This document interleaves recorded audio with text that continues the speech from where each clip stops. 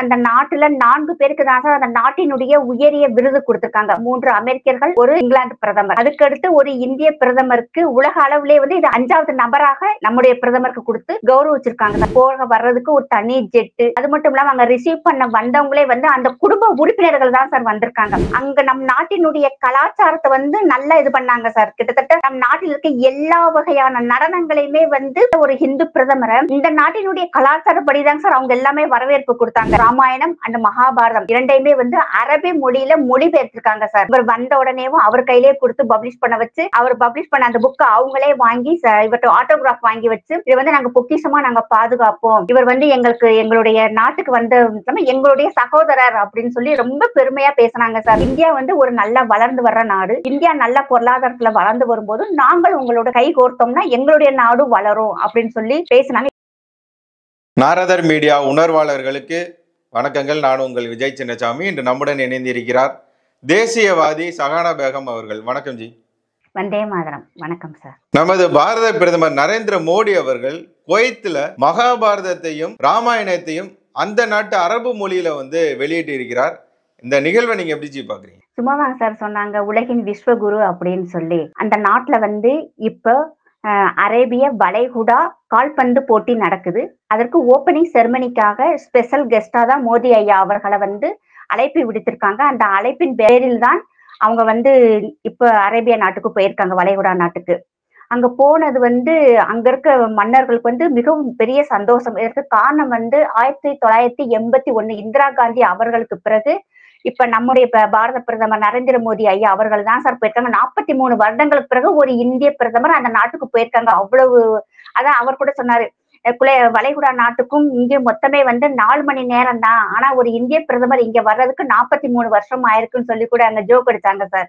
அது கொஞ்சம் நல்லா எல்லாருமே பார்த்து ரசிச்சாங்க அந்த நாட்டுல. அது மட்டும் இல்லாம இப்ப அவருக்கு அங்க மொத்தமே வந்து அந்த நாட்டுல 4 பேருக்கு தான் சார் அந்த நாட்டினுடைய உயரிய விருது கொடுத்திருக்காங்க. 3 அமெரிக்கர்கள், ஒரு இங்கிலாந்து பிரதமர். அதுக்கடுத்து ஒரு இந்திய பிரதமருக்கு உலக அளவிலே வந்து இது 5வது நபராக நம்முடைய பிரதமருக்கு கொடுத்து கௌரவிச்சிருக்காங்க சார். அவர் தங்குறதுக்கு தனியா பெரிய பிளாட், தனியா போக வர்றதுக்கு ஒரு தனி ஜெட்டு. அது மட்டும் இல்லாம அங்க ரிசீவ் பண்ண வந்தவங்களே வந்து அந்த குடும்ப உறுப்பினர்கள் தான் சார் வந்திருக்காங்க.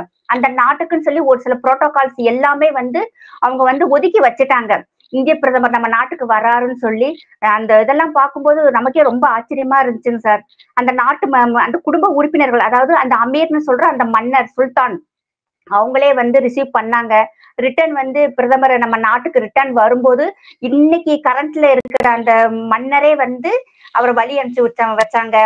ரொம்ப நல்லா ரிசீவ் பண்ணாங்க. அது மட்டும் இல்லாம அங்க நம் நாட்டினுடைய கலாச்சாரத்தை வந்து நல்லா இது பண்ணாங்க சார். கிட்டத்தட்ட நம் நாட்டில் இருக்க எல்லா வகையான நடனங்களையுமே வந்து ஒரே டைம்ல ஒரு சில செகண்ட்ஸ், அதாவது வந்து ஒரு 2 நிமிஷம் 3 நிமிஷம் எல்லாமே பரதநாட்டியம், குச்சிப்புடி, கதகளி, அதே மாதிரி எல்லா டான்ஸுமே, அர்ஜுன விருத்தம் எல்லாமே வந்து அங்க வந்து ஒரு இஸ்லாமிய நாடு.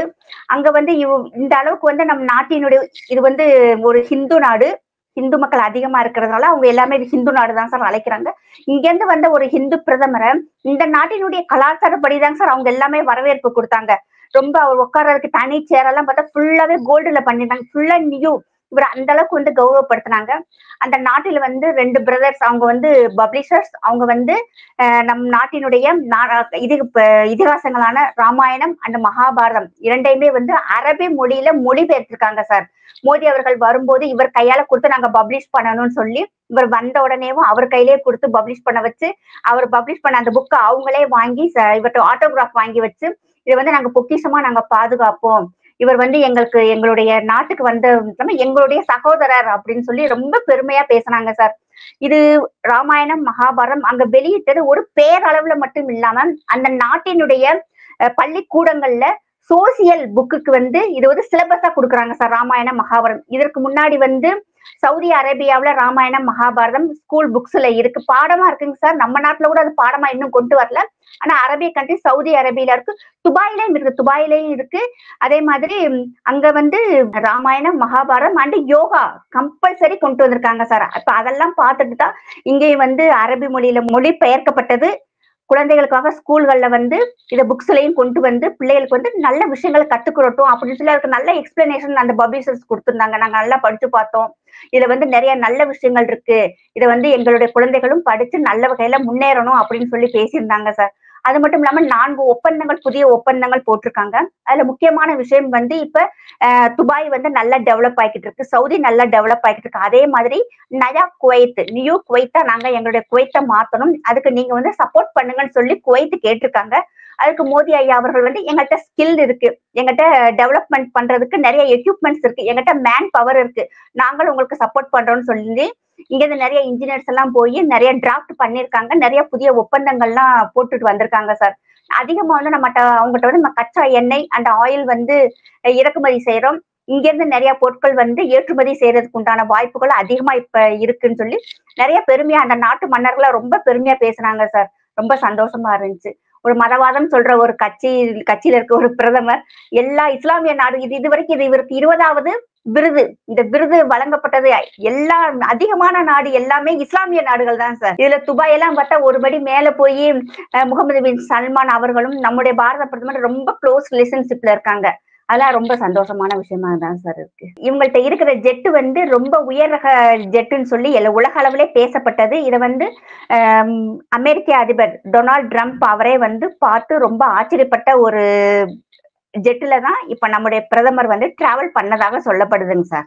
இது எல்லா மீடியாமே வந்து ரொம்ப அதிகமா வந்து பப்ளிஷ் பண்ணாங்க. அதிகமா பப்ளிஷ் பண்ணது வந்து பாகிஸ்தான் பார்த்து ரொம்ப கதறிக்கிட்டு இருந்தாங்க. ஒரு இஸ்லாமிய நாடுல போய் கோயில் திறக்கிறாங்க, இப்படி ராமாயண மகாபாரதத்தெல்லாம் வந்து புக்கை வந்து பப்ளிஷ் பண்றாங்க அப்படின்னு சொல்லி. ஆனா அதிகமான இது இப்ப போயிட்டு வந்ததுக்கு அப்புறம் அதிகமான ட்ரேடு நடக்கிறதுக்கு வாய்ப்பு அதிகமா இருக்குன்னு சொல்றாங்க சார். நம்மளுடைய மேக்கிங் இந்தியா திட்டம் வந்ததுக்கு அப்புறம் நம்ம அதிகமான பொருட்களை வந்து ஏற்றுமதி செய்யறோம். இன்னும் அதிகமான பொருட்கள் வந்து ஏற்றுமதி செய்யறதுக்கு உண்டான ஒப்பந்தங்கள் கையெழுத்தாயிருக்கு. குறிப்பா வந்து நியூ குவைத் வந்து உருவாகிறதுக்கு இந்தியா வந்து அதிகமான ஈடுபாடு கொண்டிருக்காங்க சார். அது மட்டும் இல்லாம இப்ப துபாய், சவுதி வந்து நம்மளுடைய நாட்டுல அதிகமா இன்வெஸ்ட் பண்ணிருக்காங்க. இப்பயுமே வந்து அவங்க 7,000 கோடி வரைக்கும் இன்வெஸ்ட் பண்ணிருக்கிறதாக சொல்றாங்க.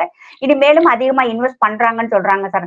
இதுக்கு முக்கியமான காரணம் வந்து காஷ்மீர் சொல்றாங்க. காஷ்மீர் வந்து இப்ப நல்லா டெவலப் ஆகிட்டு இருக்கு. அங்க வந்து அதிகமான டூரிசம் பண்றாங்க. நிறைய எக்கானமி அங்க கூடுறதுனால ஒண்ணு நம்மளுடைய லட்சத்தீவு, இன்னொன்னு வந்து காஷ்மீர், இந்த 2 இடத்துல வந்து அவங்க இன்வெஸ்ட் பண்றதாக தகவல்கள் வருதுங்க சார். இது மட்டும் இல்லாம ராஜஸ்தான்ல வெட்டிங் இன் இந்தியான்னு சொல்லி ஒரு ப்ரோக்ராம் மீன்ஸ் அந்த நாட்டினுடைய கலாச்சாரம் வந்து அங்க அதிகமான அரண்மனைகள் இருக்கிறதுனால நம் நாட்டுல வந்து திருமணம் வந்து நல்லா செலிப்ரேட் பண்ணலாம். அதாவது இந்த ராஜா ராணி அந்த காலத்து திருமணங்கள் அதிகமா செய்யலாம் அப்படின்னு சொல்லி அவங்ககிட்ட சொல்லி எடுத்து சொல்லியிருக்காங்க. அந்த நாட்டில் நடக்க திருமணங்கள் நம் நாட்டிலே நடக்கும்னு சொல்லி நம்ம எதிர்பார்க்கலாம் சார். மோடி ஐயா அவர்கள் திரும்ப நம் நாட்டிற்கு ரிட்டர்ன் வரும்போது அந்த குடும்பத்தில் இன்னைக்கு பிரின்ஸா இருக்கிற மன்னர் அவங்க குடும்ப உறுப்பினர்கள் தான் சார் வந்து வழி அனுப்பி வச்சாங்க.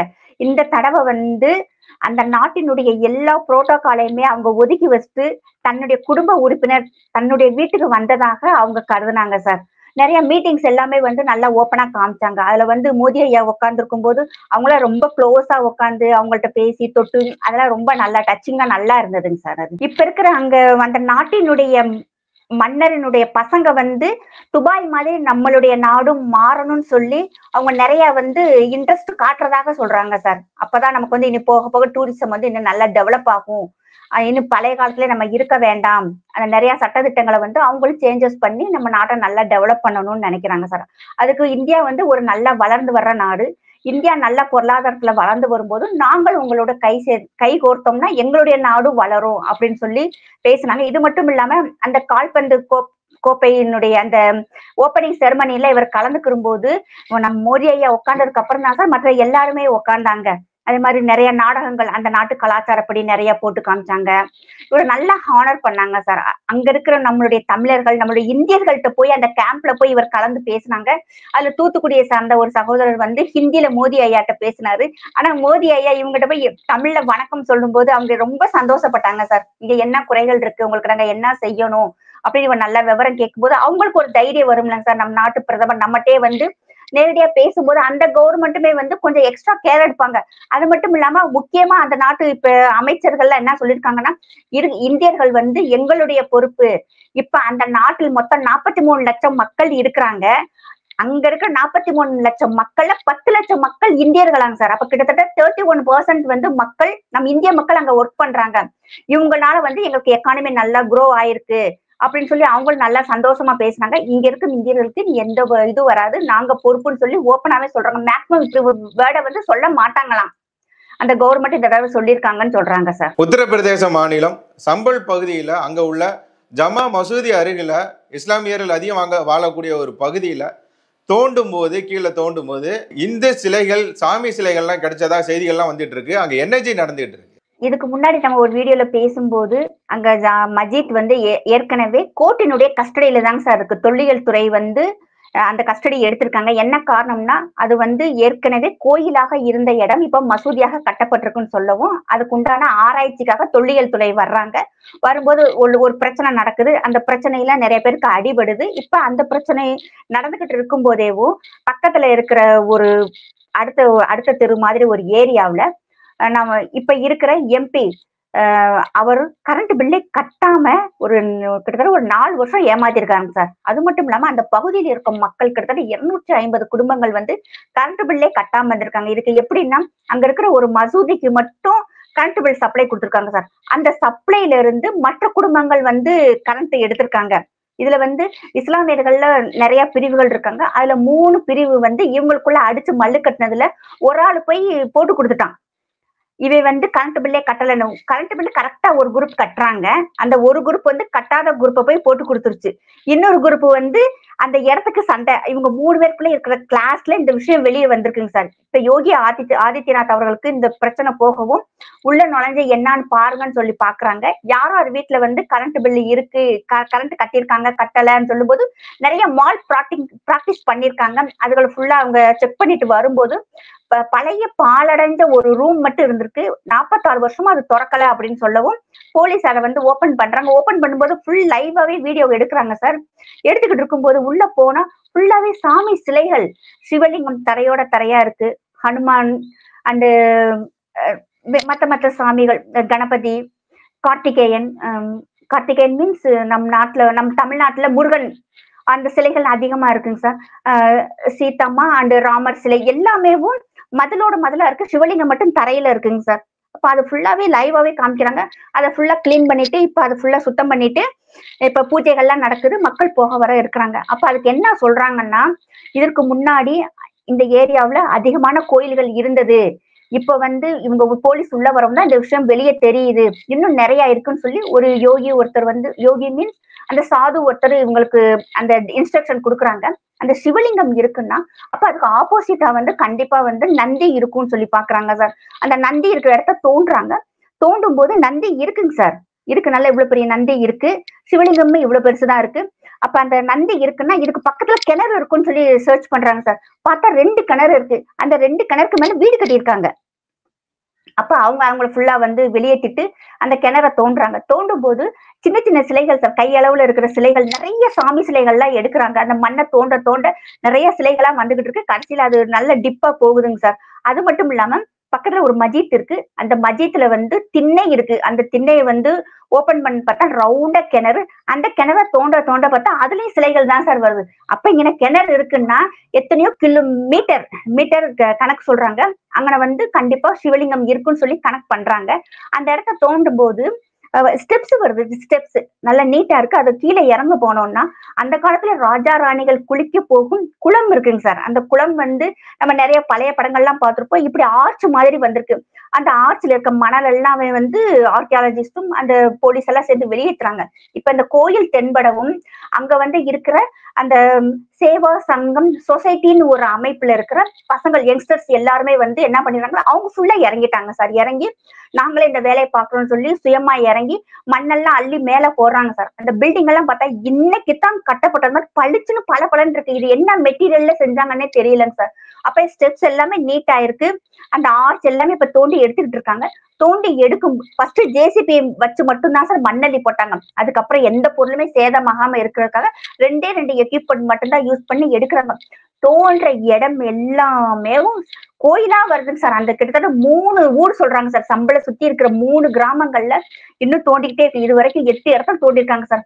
8 இடத்துலயுமே வந்து சாமி சிலைகள் இருக்கு, கோயில் இருந்ததற்கான ஆதாரங்கள் இருக்கு, அப்புறம் மத்த சாமி சிலைகள் எல்லாமே இருக்கு, கிணறு இருக்கு. அந்த ஒரு அடிக்கணக்கு சொல்றாங்க, எனக்கு கரெக்டா சொல்ல தெரியல சார். அந்த அடியில இருந்து பார்த்தா கோயில் இருக்கு, சிவலிங்கம் இருக்கு, கிணறு இருக்குங்க சார். இது எல்லாமே வந்து ப்ரூஃப். அப்ப அங்க ஒரு இஸ்லாமியர் சொல்றாரு, இந்த வீட்டுக்குள்ள கோயில் இருக்குன்னு ஒரு வீட்டை குறிப்பிட்டு காமிக்கிறாங்க சார். அப்ப அவங்க கேட்கும்போது அந்த வீட்டுக்காரரே இல்லைன்னாரு, அப்புறம் ஒத்துக்கிட்டாரு. எங்க வீட்டுக்குள்ள ஒரு கோயில் இருக்கிறது உண்மைதான், எங்க முன்னோர்கள் வந்து ஹிந்துவா இருந்தாங்க, இப்ப நாங்க இஸ்லாமியரா மாறிட்டோம் அப்படின்னு அவரும் அந்த விளக்கம் கொடுக்குறாரு. அப்ப இன்னும் வந்து 68 கோயில்கள் இருக்குன்னு சொல்றாங்க சார். இப்ப 8 தான் கண்டுபிடிக்கப்பட்டிருக்கு. இன்னும் 68 கோயில்கள் இந்த சுத்தி இருக்க கிராமங்கள்ல இருக்குன்னு சொல்லி அந்த அந்த சாது அவர் சொல்றாங்க சார். இப்படி நிறைய தோன்ற இடம் பூராமே சாமி சிலைகளா இருக்கு. இங்க கரண்ட் பில்லு கட்டாம ஏமாத்தணும்னு பார்த்தது, கடைசியில அதை கண்டுபிடிக்க போய் இப்ப இது எல்லாம் தோண்டிக்கிட்டே இருக்குங்க சார். என் ஃப்ரெண்டு ஒரு பொண்ணு சொல்லுங்க சார், என்னைக்கு வந்து இந்து மதத்தை வந்து அழிக்கணும்னு யாரும் நினைக்கிறாங்களோ அப்ப கண்டிப்பா வந்து கடவுள் எங்களுக்கு வந்து ஒரு அவதாரமா ஒரு ஆளை கொடுப்பாங்க. அது மோடி ஆகட்டும், அமித்ஷா ஆகட்டும், இன்னைக்கு இருக்க யோகி ஆதித்யநாத் ஆகட்டும் அப்படின்னு சொல்லி அந்த பொண்ணு அடிக்கடி சொல்லும். பட் இன்னைக்கு இந்த விஷயங்கள்லாம் பார்க்கும்போது அவங்க ஒரு யோகி ஆதித்யநாத் அவர்களுடைய முயற்சியினால இது எல்லாமே நடக்குது. இவ்வளவு தூரம் கண்டுபிடிக்கிறாங்கல்ல சார், ஒரு பிரச்சனை வரலங்க சார். இஸ்லாமியராகட்டும், மற்ற மதத்தினராகட்டும், அவங்க பாட்டுக்கு நின்று வேடிக்கை தான் பாக்குறாங்க, எந்த டிஸ்டர்பும் பண்ணலங்க சார். இதுல என்ன தெரியுதுன்னா, அரசியல்வாதிகள் தொந்தரவு கொடுக்காம இருந்தா மக்கள் அவங்க பாட்டுக்கு இருக்கிறாங்க சார். அவங்களும் சப்போர்ட்டா இருக்காங்க. அதெல்லாம் ஒரு இஸ்லாமியர் இருந்து அவர் மண்ணள்ளி போறாரு, அந்த வீடியோ எல்லாம் வந்துகிட்டு தான் இருக்கு. அப்ப அவங்கவுங்க பாட்டுக்கு அவங்கவுங்க வேலையை பாக்குறாங்க. இந்த அரசியல் கட்சிக்காரங்க தலையிடுறதுனாலதாங்க சார் நம்ம நாட்டுல ஜாதி கலவரம், மத கலவரமும் அதிகமாகுது. ஆனா நிறைய இடங்கள் வந்து இப்ப எடுத்துட்டாங்க. இது மாதிரி மத்திய பிரதேசலயும் இப்ப வந்து அங்க ஒரு 3 டிஸ்ட்ரிக்ட்ல நிறைய இல்லீகலா கட்டப்பட்ட மஸ்ஜித்களை பூரா வந்து வெக்கேட் பண்றாங்க. அதுக்குமே அங்க அவ்வளவு ஒன்றும் பிரச்சனையே இல்லை. ஏன்னா கோர்ட்டே வந்து இப்ப ஆர்டர் கொடுத்ததுனால எல்லாமே வந்து ப்ரூஃபனா இருக்கு, எல்லாமே உங்கள்ட்ட எவிடன்ஸ் இருக்குன்னு சொல்லி யாருமே அங்க பிரச்சனை இல்லை, எந்த பஞ்சாயத்தும் இல்லை. அவங்க வேலையை பார்த்துக்கிட்டு தான் சார் இருக்கிறாங்க. இதான் இப்ப உத்தரப்பிரதேசல நடந்துகிட்டு இருக்கு. உங்களுடைய பொன்னான நேரத்தை ஒதுக்கி பல தகவல்களை நாரதன் மீடியாவுடன் பகிர்ந்து கொண்டதற்கு மிக்க நன்றி கேள்வி. ஜெய் ஹிந்த். நன்றி சார்.